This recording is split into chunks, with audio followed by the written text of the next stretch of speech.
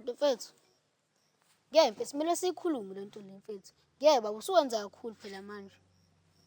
Sengenza kakhulu. Ngani manje? Ngale nto eyenzayo mfethu. Shintsha indlela yokwenza ndoda. Ngeke phela sikazwena kumina phela ushushu wakithi mfethu. Oh. Sekuyazwela manje ngoba sekushushu. Kusawumina engekho yonke leyo nto. Hawu phela mfethu nabangani mfethu. Mina ngangazi ukuthi into ayenza ungayithandi. Hawu. Pho wazi ngani ukuthi lento engiyenzayo akayithandi ngoba phela namanje sisabangani.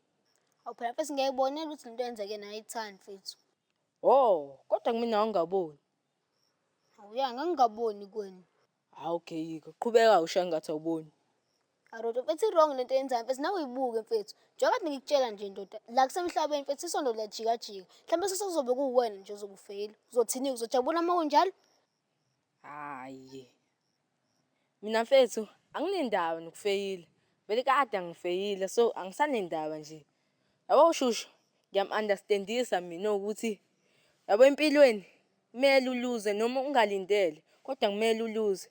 Yabo nje ngoba ushushu efeyilile ima iphasa-ke. Ima ifunda isifundo ukuthi yini impilo. Ima ingene imgqini. Hayi, ayikho lento eshoyo mfethu. Hayi, ikhona. Kodwa wenze kahle wafeyila, ngisazommelesela. Kuyoze kuphela ithemu uyoze aphase. Hawu.